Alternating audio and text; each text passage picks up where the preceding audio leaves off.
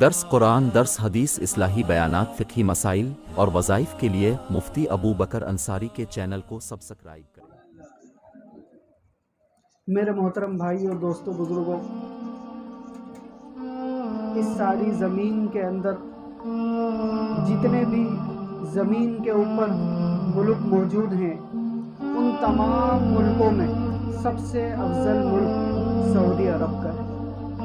ان تمام زمینوں میں سب سے افضل زمین وہ مکۃ المکرمہ کی، وہ تمام زمینوں میں سب سے افضل زمین مدینہ المنورہ کی، وہ مدینہ المنورہ کہ جس کے اندر آپ علیہ الصلوۃ والسلام آرام فرما رہے ہیں، وہ مدینہ المنورہ کہ جس کے اندر آپ علیہ الصلوۃ والسلام کا جسم اطہر مبارکہ اس سے ملا ہوا ہے، وہ زمین کا ٹکڑا ساتوں زمین اور آسمان سے زیادہ قیمتی۔ اسی طرح اللہ رب العزت نے اس زمین کے اوپر جس ٹکڑے کو منتخب فرمایا وہ ہے بیت اللہ، وہ ہے خانہ کعبہ۔ خانہ کعبہ کی تعمیر اللہ رب العزت نے اس زمین کے بننے کے بعد سب سے پہلے فرمائی۔ سب سے پہلے خانہ کعبہ کی تعمیر کی گئی، اس کے بعد اس زمین کو بچھایا گیا۔ حضرت آدم علیہ السلام سے پہلے دنیا کے اندر خانہ کعبہ کا حج سب سے پہلے فرشتوں نے کیا، سب سے پہلے فرشتوں نے حج ادا کیا۔ حضرت آدم علیہ السلام جس وقت اس دنیا میں تشریف لائے، ایک روایت کے مطابق ہندوستان کی سرزمین پر حضرت آدم علیہ السلام جنت سے اتارے گئے۔ اس کے بعد ہندوستان سے وہ مکۃ المکرمہ پیدل چل کر گئے۔ جب مکہ مکرمہ میں داخل ہونے لگے تو وہاں پر فرشتوں کی جماعت نے حضرت آدم علیہ السلام کا استقبال کیا، حضرت آدم علیہ السلام کو مرحبا کہا، حضرت آدم علیہ السلام کو خوش آمدید کہا، حضرت آدم علیہ السلام کی وہاں پر ان کی کرم نوازی کی گئی، ان کی مہمان نوازی کی گئی۔ حضرت آدم علیہ السلام نے فرشتوں سے پوچھا کہ بتاؤ مجھے اس بیت اللہ کا تم نے کبھی حج کیا ہے؟ ان فرشتوں نے جواب دیا، جی آپ کے آنے سے 2000 سال پہلے، آپ کے دنیا میں آنے سے 2000 سال پہلے ہم نے اس بیت اللہ کا حج کیا ہے۔ تو سب سے پہلے بیت اللہ کا حج، خانہ کعبہ کا حج فرشتوں نے کیا۔ اس کے 2000 سال کے بعد حضرت آدم علیہ السلام اس دنیا میں تشریف لائے، اس کے بعد حضرت آدم علیہ السلام نے اس بیت اللہ کا حج کیا۔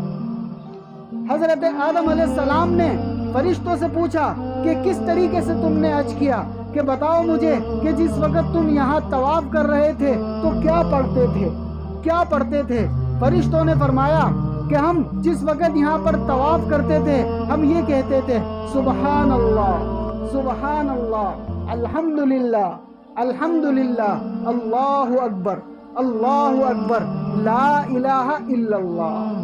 آج بھی جو کوئی حج کرنے جاتا ہے وہ ان کلمات کو پڑھتا ہے، سبحان اللہ، الحمدللہ، اللہ اکبر، لا الہ الا اللہ۔ سبحان اللہ، پاک ہے اللہ، الحمدللہ، تمام تعریفیں اللہ ہی کے لیے ہیں، اللہ اکبر، سب سے بڑا اللہ ہے، لا الہ الا اللہ، اللہ کے سوا کوئی معبود نہیں۔ یہ سب سے پہلے حج کون کر رہے ہیں؟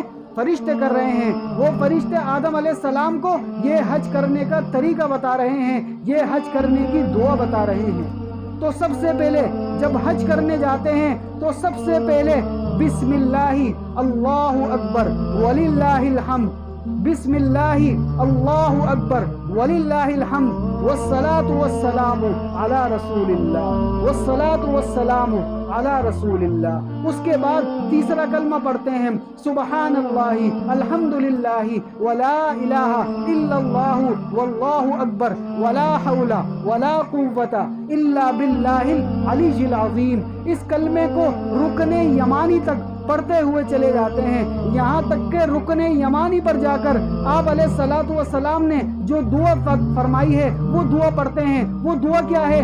ربنا آتنا فی الدنیا حسنہ وفی الآخرۃ حسنہ وقنا عذاب النار۔ پھر یہ دعا پڑھتے ہوئے حجر اسود تک جاتے ہیں، جب حجر اسود تک پہنچتے ہیں پھر دوبارہ سے تیسرا کلمہ پڑھتے ہیں، سبحان اللہ الحمد للہ ولا الہ الا اللہ واللہ اکبر ولا حول ولا قوۃ الا باللہ العلی العظیم۔ یہ فرشتوں نے حضرت آدم علیہ السلام کو تمام دعائیں یاد کرا دی، تو آدم علیہ السلام نے اس طریقے سے مکمل حج ادا کیا۔ اس کے بعد ایک روایت میں آتا ہے کہ حضرت آدم علیہ السلام نے پیدل 70 کے قریب حج کیے، پیدل 70 کے قریب حج کیے۔